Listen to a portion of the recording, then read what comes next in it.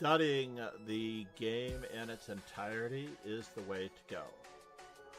You have to develop all parts of your game equally in order to increase in strength, because opponents are going to be weak in various areas of the game, and if you can win 2 out of 3 of the areas of the game, then like on American Idol or any of those voting survivor shows, you will move on to the next. Coordination on a daily basis is always going to benefit you.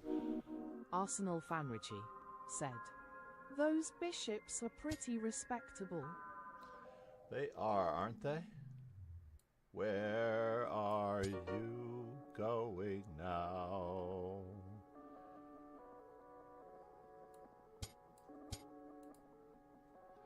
And I get a full look out of this mess because we set up Nope, this not an opening mistake. little trap.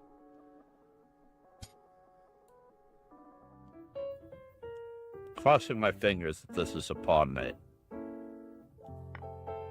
No, I don't want it. I don't want it. I wanted the pawn mate, and it let me down. Always look back and see what you could have done better, what you were planning on doing, and what succeeded, what worked, and what didn't. Always look back at your games, review, and learn. The secret to chess is not moving, by the way. That is one of the little-known secrets. Not moving, more thinking. See everything about your possible destination before you move.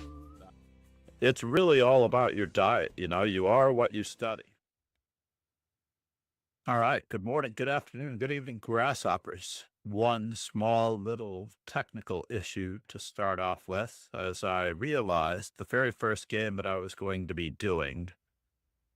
In fact, this book is somewhat awkward. I have the first edition from 2001, printed by Quality Chess. Apparently there's a 2005 edition of this particular book called The Modern Tiger, or The Modern Tiger, I guess, for example. But on the whole, we are going to be dealing with the original edition, and the game selection features, as there is a game index, a complete alphabetical game index in the end, which, with a quick perusal, I noticed at least 24, almost or roughly 24 of Tiger's games with black. There are 64 games. Is that right? Last I counted, there were 64, 65, not quite 70 games in this book. And all of them are relatively complete. In fact, there are 69 games. I was just guesstimating. Now, interestingly enough, the way Tiger sees it, the modern defense traditionally begins with this position right here. Now, this is a universal system. You can play as black against any particular opponent, anytime, anywhere. I also have an amusing story to tell, as there was a young man many years ago who happened to be playing this particular setup as black because his coach,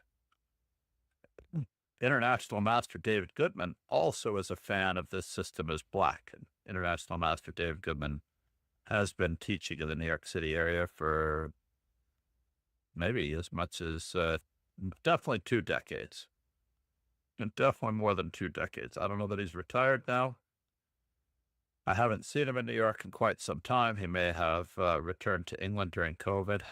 But on the whole, one of his students' parents wrote in to our director of the classroom and told us to stop teaching the other students what to do against her son. And basically, all that we were doing was showing the 9 magic moves. We were showing everyone in the room knight f3, knight c3, bishop f4, bishop c4, queen d2, castles queenside, followed by rook on h to e1. And this is a really important first step towards students visualizing the best possible squares for their pieces at the outset of the game, assuming the opponent does nothing to stop you. But it never occurred to us that we were preparing our students against anyone in particular until this parent wrote in, at which point we put 2 and 2 together, realized the connection with David and the student, and had to write back that it was not necessarily teaching the students what to do, but that we were teaching the classroom basics. And this basically consists of 11 moves to complete the opening, or 9 magic moves. I apologize. 9 magic moves. It takes 11 if you castle kingside, because you have to make an additional move with the rook to e1. But on the whole, it's 2 pawn moves, 2 knight moves, 2 bishop moves. That's a total of 6. A queen move, castling queenside for 7, and the rook on h1 coming to e1. And however, if you don't castle queenside, and if you castle on that side of the board, you need to bring the rook to e1 for an additional move. So it takes 1 more additional move to reach the center. On the whole, though, we're going to be talking about Tigers Modern. Now, this has a lovely table of contents and a variation index at the end. This first edition was 216 pages.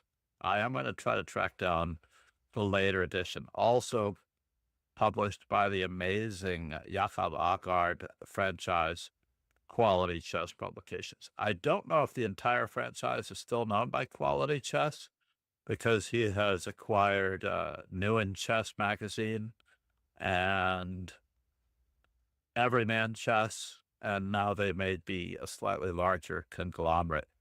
But I haven't heard of any name changes. Now, of course, the reason these arrows are here is because there are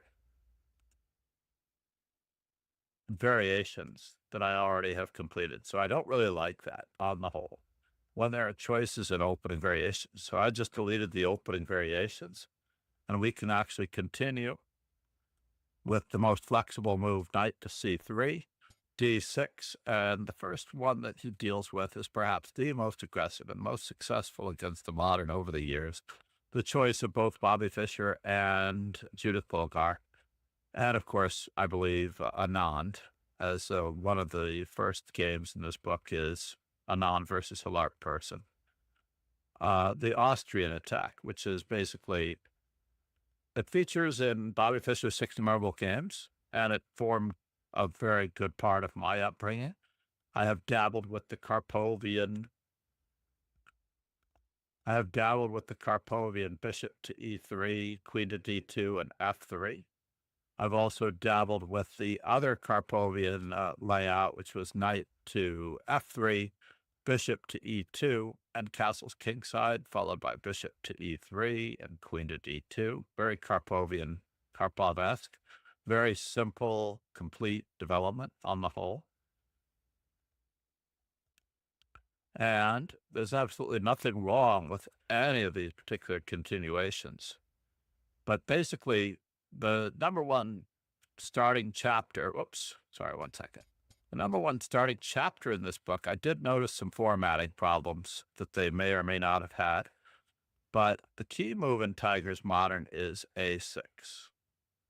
Now, a6 is perhaps the most flexible move, and it really determines that after the move knight f3, b5, we're going to be striving for some complete counterplay. The first thing that I noticed before the move bishop e3 is played is that there was a little bit of a formatting error. In fact, it gives 69 games, right? However, the very first game is given is Ganam versus Hillarp Persson from the Descents International 2004.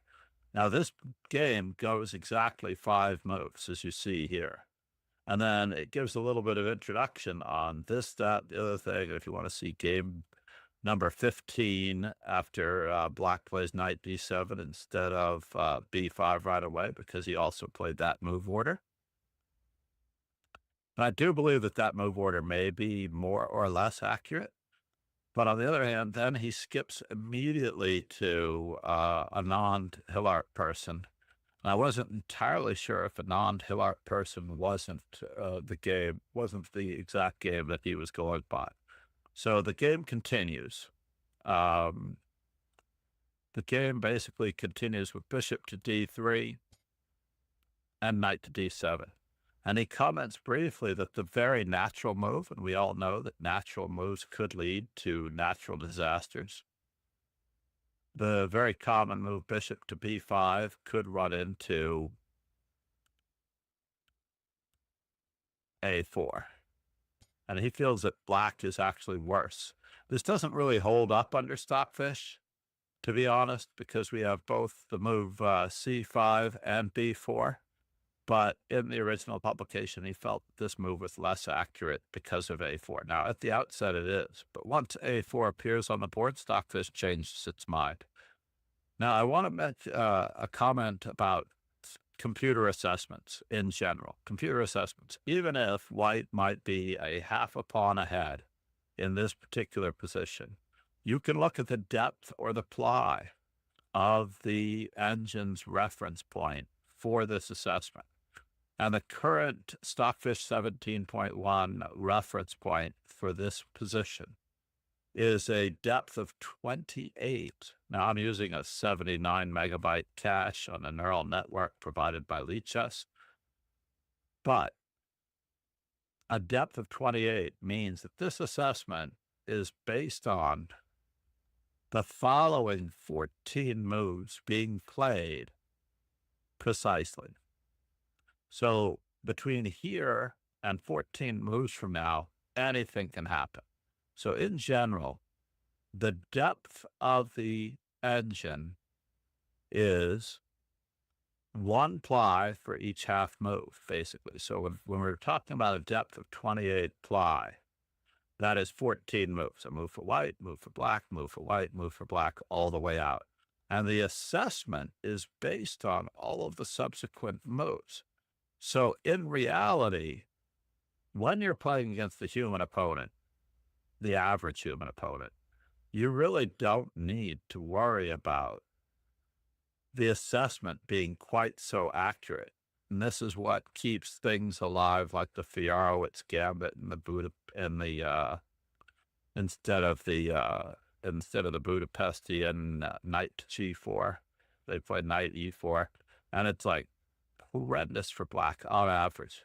But the average human opponent is not going to find all of the accurate moves. In fact, I remember when Hikaru Nakamura was dabbling with the Albin counter gambit in the World Open one year. And in my mind, I immediately dismissed this, like, how disrespectful could he be?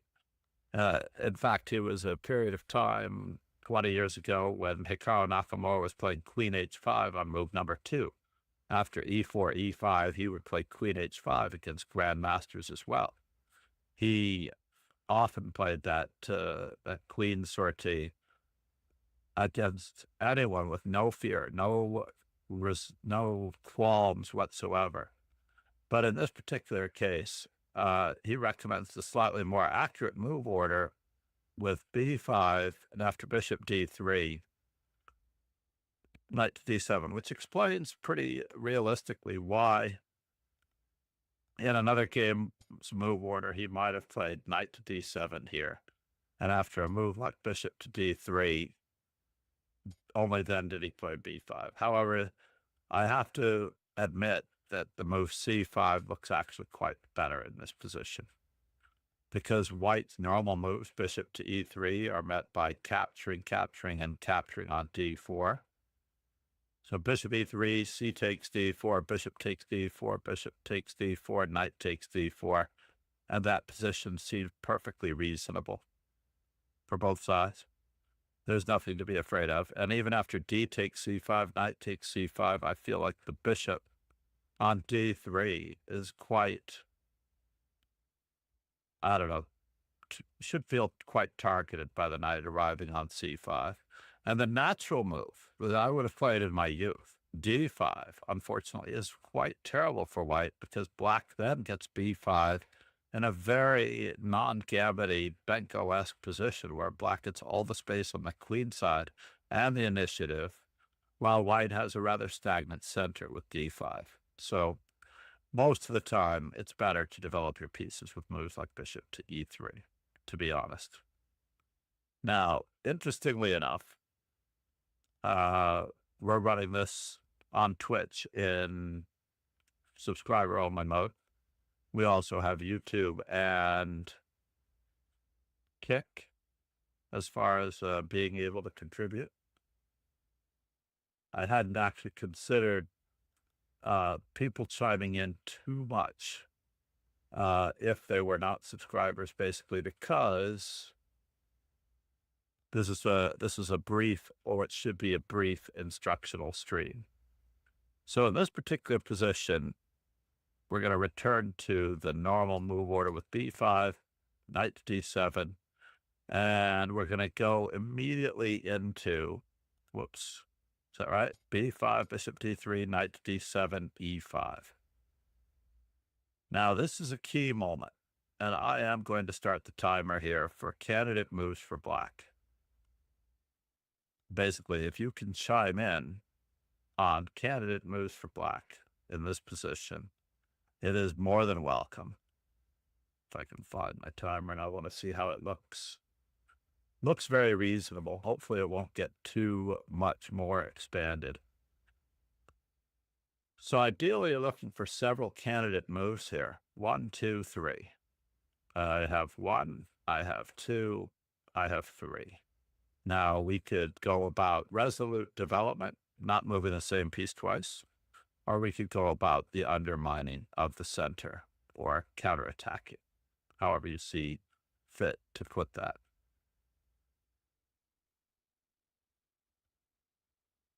Not sure if my stream rate is working.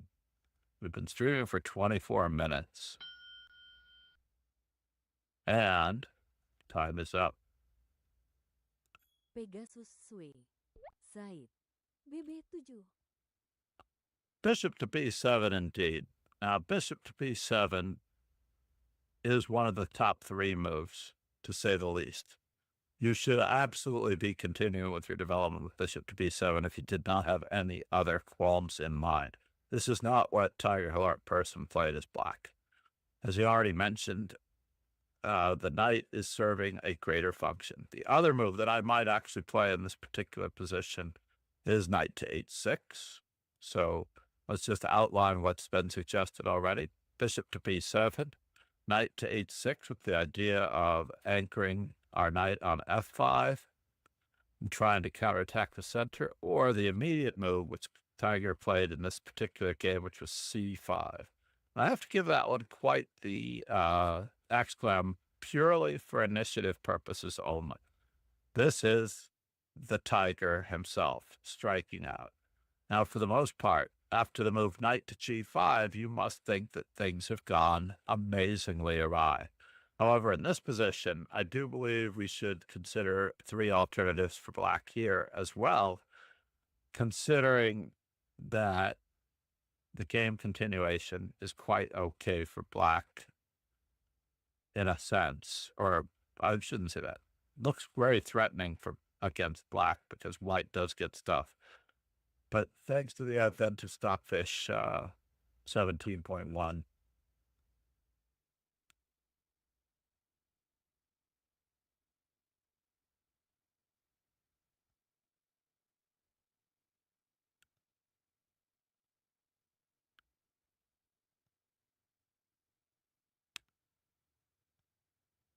Pegasus sway. Side. NB6.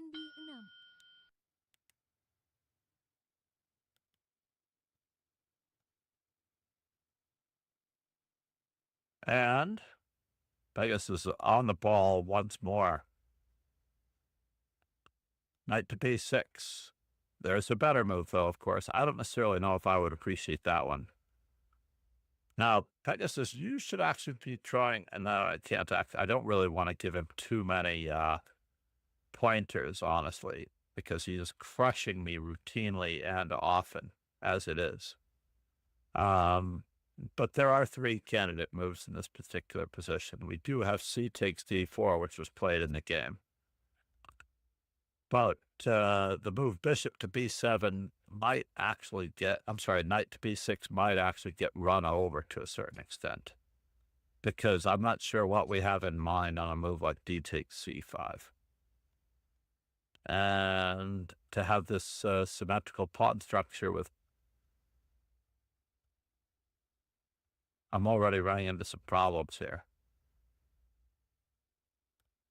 If D takes C5, the cool move here is the unprotected queen on D8, right out of the Stafford Gambit playbook, or whatever that gambit was. And we have no chance to defend our queen, unfortunately. So knight to B6 is a little precarious, but once again, we return to the move that I liked before, a very modern-esque knight H5, knight H6, planning on going to F5, etc. Now remember, the idea is to attack the center from the sides, and this is perfectly reasonable and acceptable. However, in our particular game, after the move E6, we now have another amazing bridge that we have to cross, which is quite incredible. Candidate moves for black in this position. It moves for black in this position. It is quite hard to believe this position in the first place. However, we have to.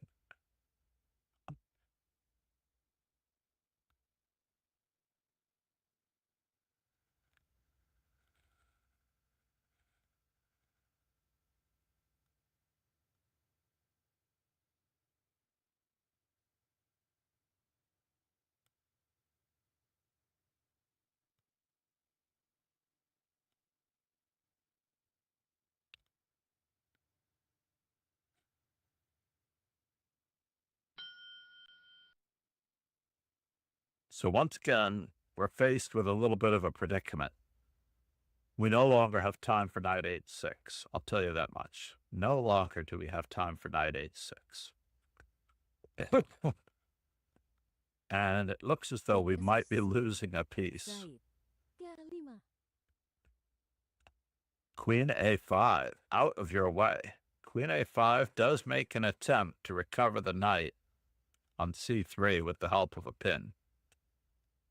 So in this particular instance, as it turns out, Queen A5, we are trying to recover our knight on the C3 square, which makes Tiger's move even more incredible and perhaps even precarious as he plays F5, which is amazingly enough the best move in the position. I don't know that I would ever find this move myself. I honestly do not know that I would find this move myself. And after the move knight to D5, which saves their knight, black then gets to play the move knight to C5. And it seems as though no one did anything wrong for all of a moment, as knight to F7 still is looming large. I can't believe that this position is real, right? Knight to F7 has to happen. And we simply have to have a plan here. How do we go about extracting ourselves with candidate moves for black?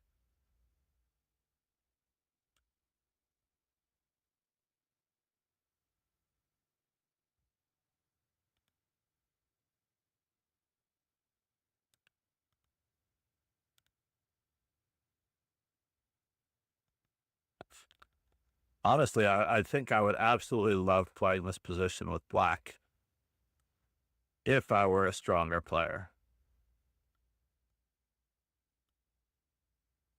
As Ron knows, I play positions like this every day with my queen on the verge of being lost. Indeed.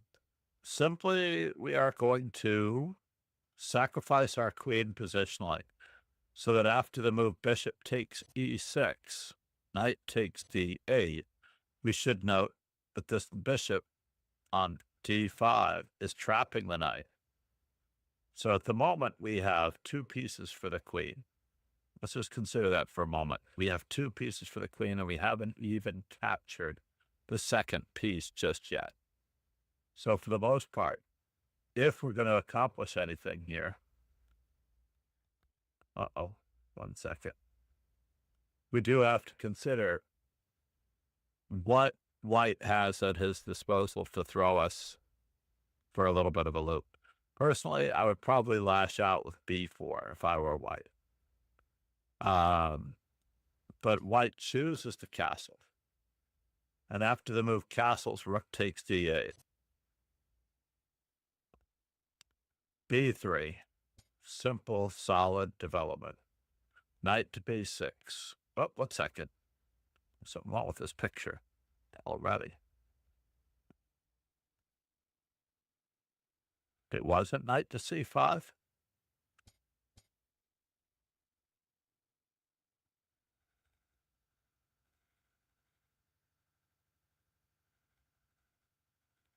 One moment. There's a little bit of a typo in my chess-based file. This means that I'm just going to do a quick lookup of what's going on in a reference search and make sure that one or the other is accurate.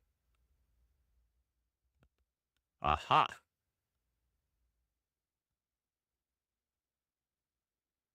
I'm sorry. It was my bad. My bad. As I am blind as a bat, it is knight to h6, the most logical move. Queen e1 for white is how he chooses to try to continue. There's certainly nothing wrong with rook to e1. That might be more effective to put the rook on that file, but I think white is just getting too cute, as after queen to e1, black simply castles, offering up this pawn. And if white should take it, then rook on f to e8 garners even a greater gain of time, as the queen has to retreat to either g5 or h4. And instead, as it turns out, white just simply starts trying to break down black's position. Now, we know that black wins this game because this is one of Tiger Hillarp's best games. This was actually a study that was inspired by Pegasus, a.k.a. Ron Hay, many years ago. On the whole, because he asked for Tiger Hillarp Person's best games. Now, honestly, when I had the World Champion studies, I really and would still insist on just doing World Champions games. But for Juan, I made an exception because he's always been a great supporter of the stream. So b takes a4 keeps the rook at bay, by the way. So if this pawn recaptures, you'll see that the rook on a1 still doesn't have an open file to go after this weakness. But that wasn't the reason. A4 wasn't the reason. Recapturing wasn't the reason why a4 was played by white. White was seeking very actively to exchange pieces. After all, black only has 2 minor pieces, 2 knights, in fact, for the queen. That's correct. The queen for 2 knights. All the other material is relatively equal, but for black having an extra pawn or so. Very clumsy pawns at that. So bishop to c4. And after bishop takes c4, b takes c4. Black continues to dive into the position with knight to g4. Now, there are a couple of ways that this knight is going to reach the center. If we're able to outpost our knight on e3, this could also be very good because there's a disturbing discovered attack on the rook on a1. Now, this is the first part, dealing with the Austrian attack. And I'm also going to deal with d4. I'm not going to give every game in here because there is a There is a copyright issue if I give too much of the book, but I just want to let you know that I do find this book worthy of study and appreciation. And the fact that Kirsi Yip loves to play the modern defense says something. So I don't doubt this book has had some influence on a younger Kirsi Yip, several-time, if not 4-time U.S. champion. I've lost count in all the confusion. But basically, after knight to g4, h3, knight to f6, as we already noted, is probably the most solid and logical continuation.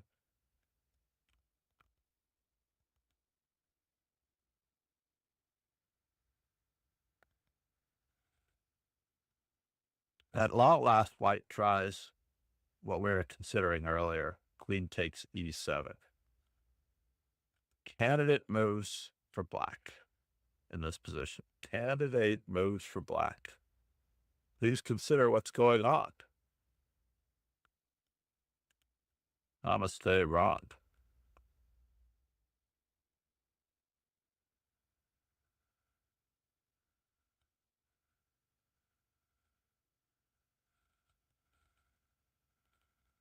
Candidate moves.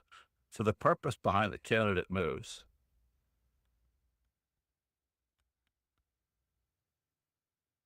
have we crashed? Is our stream up? Just checking. Seems to be up. Seems to be up and seems to be up.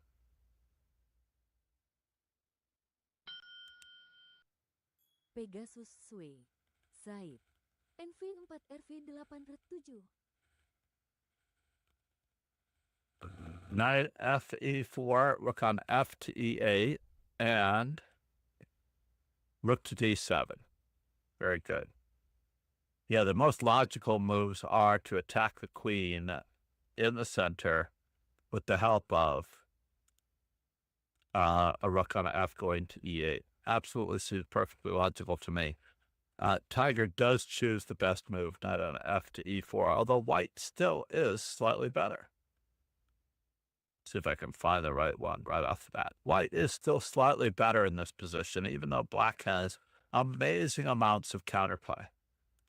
And this creative endeavor with these pieces should speak for itself. It's quite incredible. Quite incredible.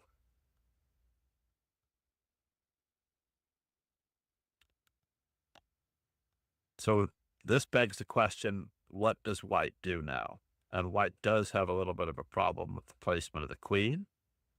And white does have a little bit of a problem with the coordination of their pieces. The bishop on c1 is quite the terrible piece, and it's keeping the rook on a1 out of the game. So it's really sad in that respect. So therefore, as it turns out,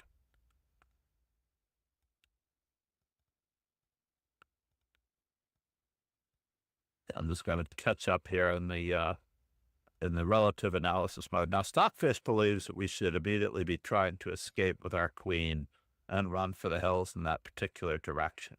However, the opponent actually chooses the move bishop. Whoops, what was that?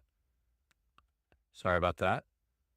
The opponent actually chooses the move bishop to b2, which lends itself. Oh, I see what's going on.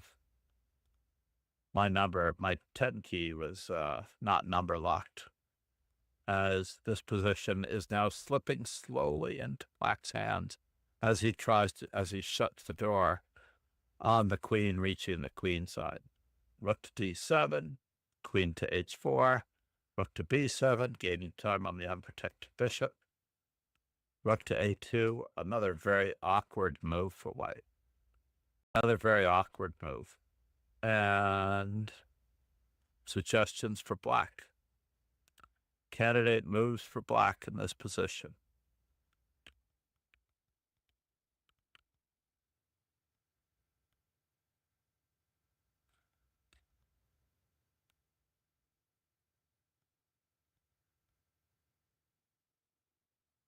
There we go.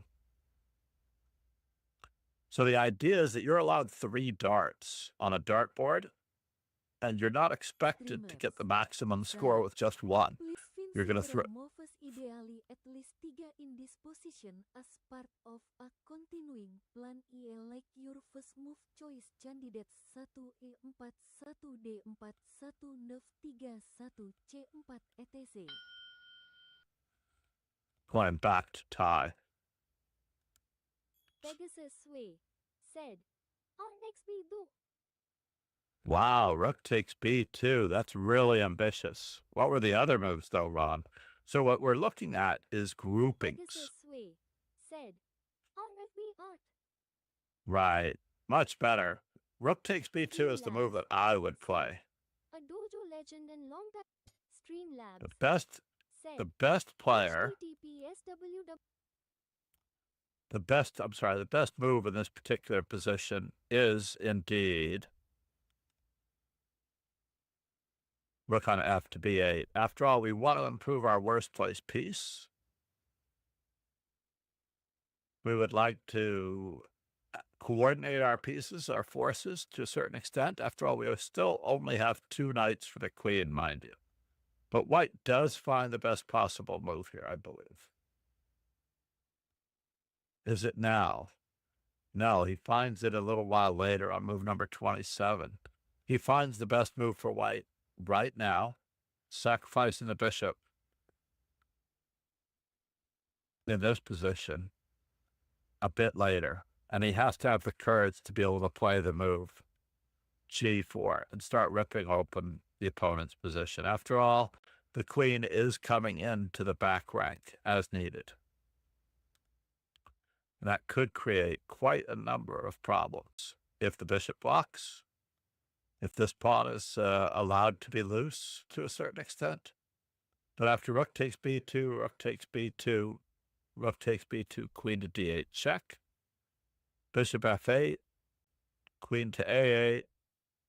White at least has some counterplay, even though white is in big trouble. White has a smidgen of play. Black is winning, of course, in that position. But in the game continuation, I can't recommend it, as he just simply moves away what is being attacked. And now things are starting to turn a little bit more gravely ill. We're on move number 24. 1 second. Oh, this thing is so rude. Bishop a3. What's going on here? Are my lead chess tools enabled or something? I apologize. I don't want to have to turn them off, but they are very annoying. It's stopping me from promoting the variation as I see fit in this particular study.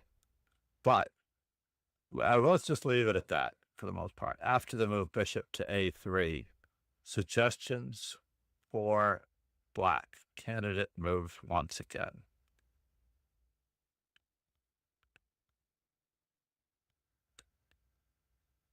Pegasus Sway said, "NC3." Knight c3 is quite embarrassing, yes. Another move. Streamlabs said, "Please find several moves, ideally at least 3 in this position as part of a continuing plan, i.e. like your first move choice candidates 1 HR 8 D4 1 N15 8 C4 etc."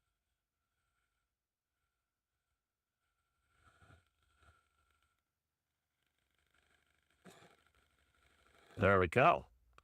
So yeah, basically you're hoping for good groupings.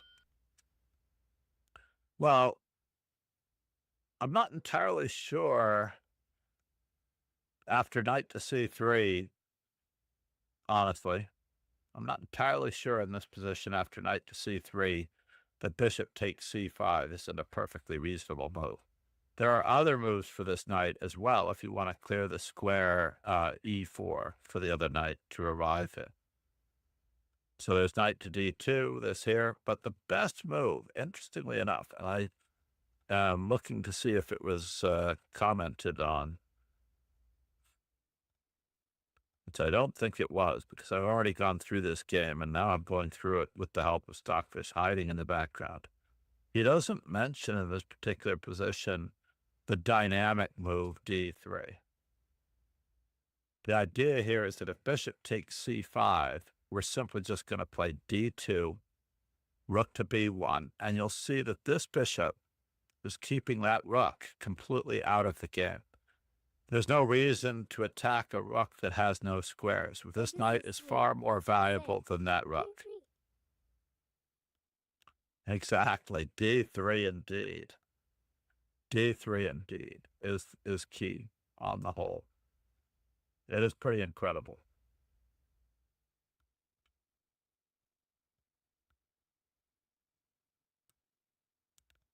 So, as it turns out, Tiger goes for the far more simple. Given that the year is 2004, this is 22 years ago, I'm not entirely sure that Tiger Hillarp Persson was a grandmaster yet. But basically, after the move rook to b1, he is simplifying against the white position because he feels that his two knights are far better than the white queen, right? Not crazy. I would have a hard time just automatically assuming that or asserting that. Rook to b1, bishop takes c5, rook takes f1 check, king takes f1, d takes c5, and again, now a bishop and a knight for the queen. White finally finds the move g4 to try to create some counterplay. And this is, believe it or not, the position has returned to roughly equal chances for both sides.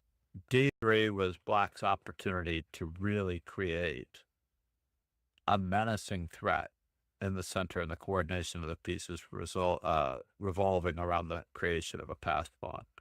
So after the move g4, black throws in a temporary move, counterattacking the queen.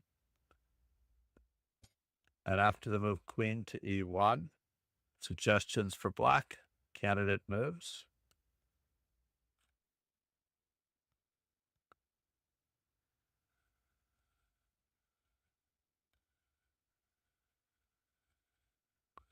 I did want to keep this relatively short. It's already too long, honestly. Said, on b8. Rook b1 indeed. Rook b1 indeed. Absolutely. That rook on b1 is supported by the knight on e4. It is quite the lovely continuation. We're just going to follow through and present our case with the idea that we get to play rook to b1. We're getting our material back. It is now 2 minor pieces for a queen. But white doesn't necessarily have to capture. White can also try for the king to be more active. So white goes on a pawn grab with rook takes a4. And after rook takes e1 check, king takes e1.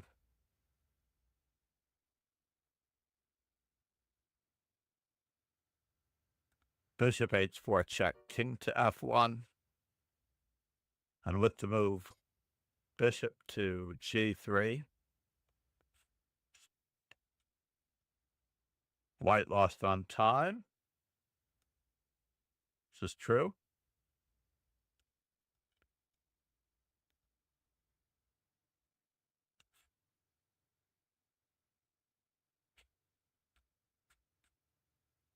And he does mention in the postscript to the game that white did have, interestingly enough, a much saner continuation in the form of knight to h6. So in this particular position, black had a much more sane continuation with knight to h6.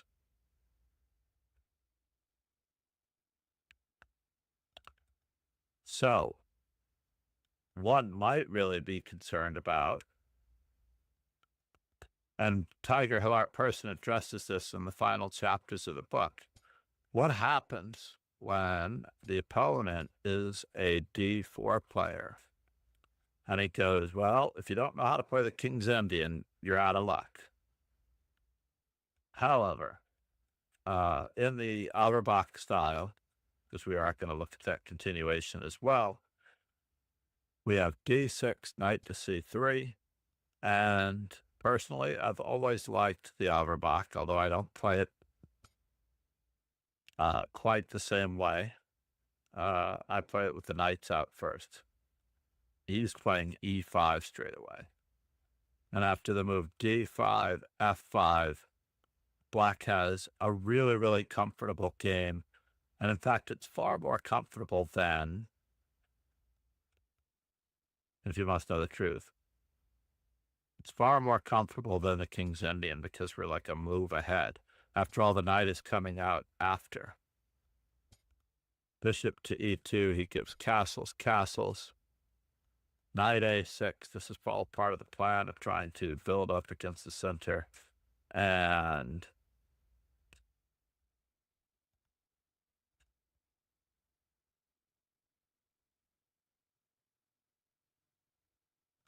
you can compare this position with the Petrosian system. Going back, interestingly enough, after e4, g6, d4, d5, c4, d6, knight to c3,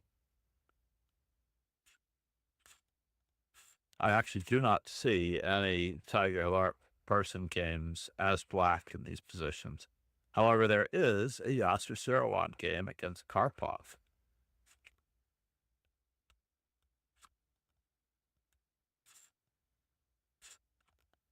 And we may actually try to include that one in detail.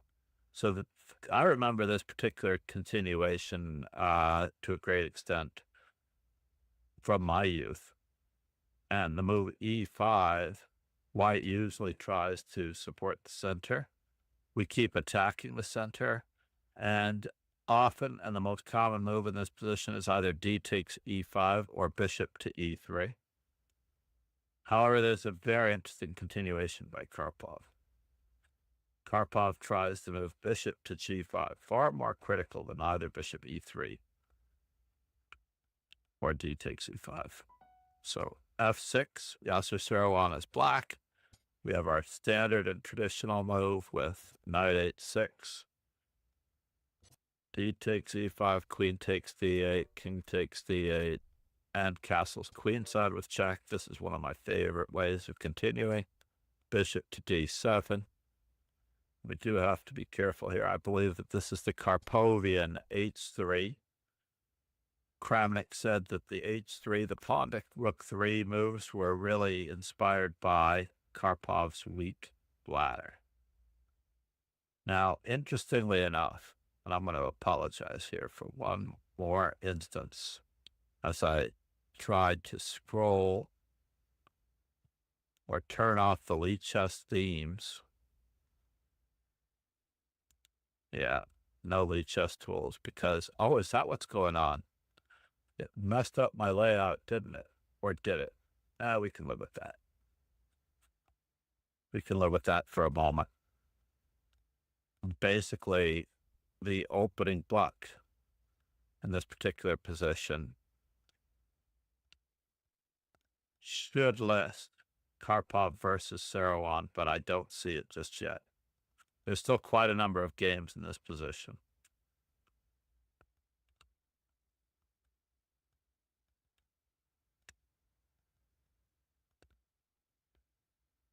And here, after the move knight to f7,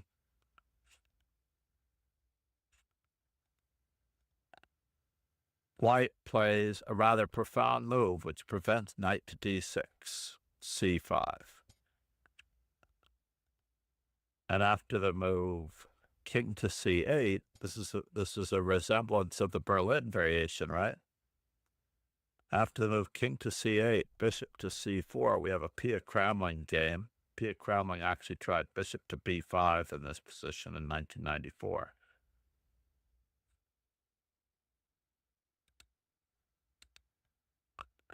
We actually get to see knight on c to d8. Oops, sorry. I said one thing and I did the other. Knight on c to d8, b4, c6. Now we've got some room for our king at long last. Knight to d2, bishop e6, all part of the plan. Bishop to e2. Because black has less space than white, white is trying to keep all of the pieces on the board. Bishop to h6, while black is trying to simplify his life accordingly. Bishop takes and knight takes. Knight to c4. Everything really looks rosy for white. How hard can this be? And on d to f7, white continues to grab space. King to c7. This is just another chess game. And white continues to grab even more space. Rook on a to d8. b6, if you can believe it. The king just steps back. We have nothing to fear here. The knight repositions itself to restrict any possible f5 break, but that's not really what black is after. He's after true piece coordination. And driving the knight back is all part of the plan. Rook to d8. Now, Seirawan has the patience of a saint in many of these positions. He was one of the original grinders before Magnus Carlsen was born.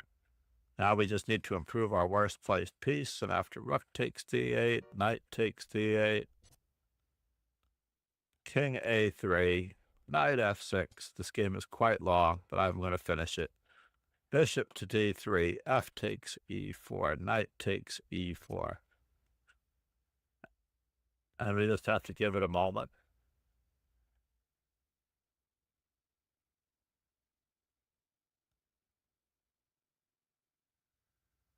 There's probably nothing wrong with knight takes e4, but white's pieces are not coordinated quite yet. So why help him? So after the move knight e3, bishop d5, once again the role of the two knights comes in very clearly.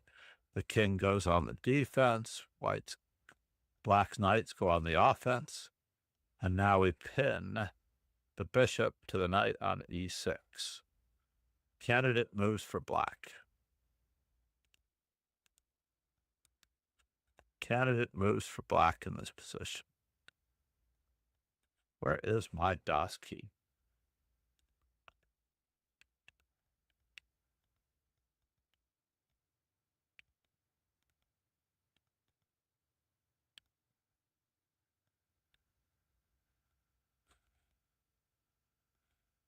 Candidate moves for black.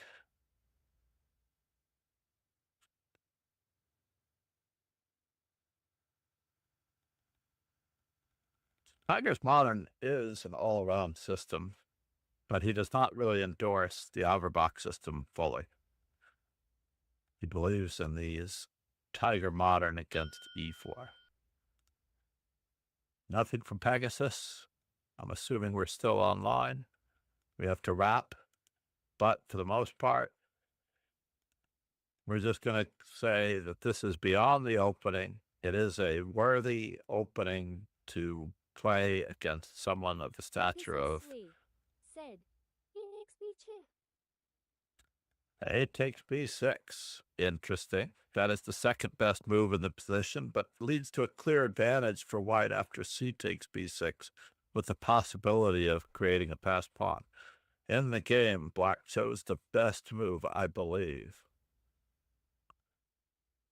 which was knight to f4. Targeting the weaknesses on g2 and h3. In fact, it's impossible, temporarily impossible, to play the move g3 without losing material. We're basically breaking the pin on the knight on e6 at the same time. But if we were to play a takes b6, c takes b6, this outside passed pawn possibility becomes a little bit untenable. Because we've got an x-ray here, and we are threatening to play this. Let's see how this happens in the game, though. Because this could have happened in the game without the move a takes b6 thrown in. Knight to g5, h6. Knight to f7, x-ray defense from the bishop on c4. Bishop takes and bishop takes. And knight to d3 check. Now we have a target. We have a target, Houston. It wasn't there if we exchanged prematurely on b6. But it does look very lively. That much is true.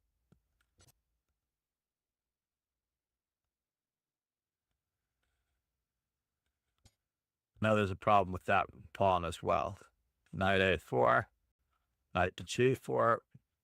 Both sides are really going at it, trying to attack and defend with the best of their ability. This king is kind of shoved back. The knight comes forward, and once again, there's a piece in the lurch. Knight to f4 check attacks bishop, king, and pawn. So a moment of restraint is required. Another tag on the bishop. And now there is no attack on the 8-6 square. King to d2, he's avoiding any funny business. White would like to play the move, bishop to e6, but doesn't want to allow a knight fork, basically. So the game came to a rather healthy conclusion as we constantly improve our worst placed pieces. Knight to d4, bishop takes d7, king takes d7, knight takes e5 checked. This is all a matter of technique. A great book, by the way, by Jakob Aagaard in Quality Chess. h5, knight to e3, b5. We have to get these pawns moving, right? King to d3, c5.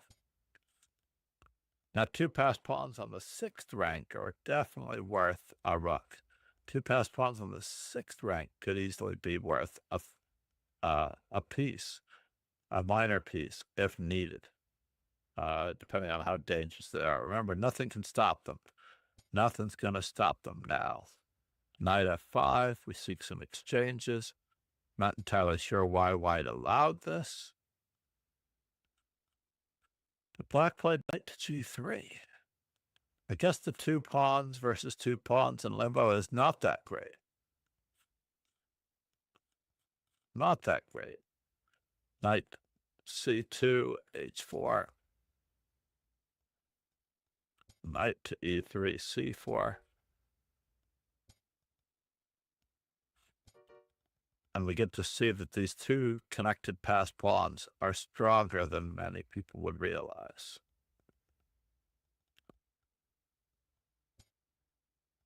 So after the move knight to d6, White goes after the last weakness, but this pawn is very fast.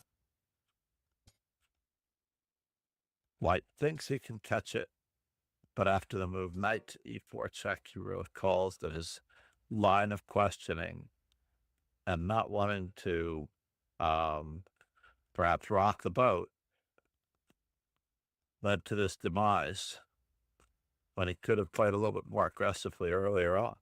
Anyway, I hope you enjoyed this interesting book review of Tigers Modern. There is a newer version of this book that was published in 2005. This is from 2001.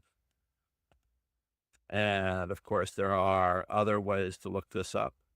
The first edition, wait just a moment, I'm looking at the wrong thing. This is the 2005 edition. There is a newer version than this one. This is the 2005 Tigers Modern. So there is a newer version of this. Thank you all for being here.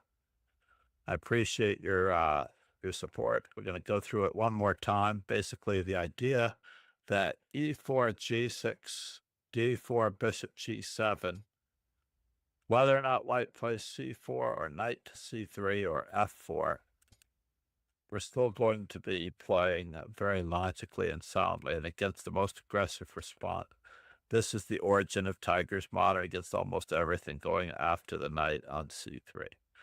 So interestingly enough, knight to c3 may not be so accurate if it's not needed. Thank you all for being here.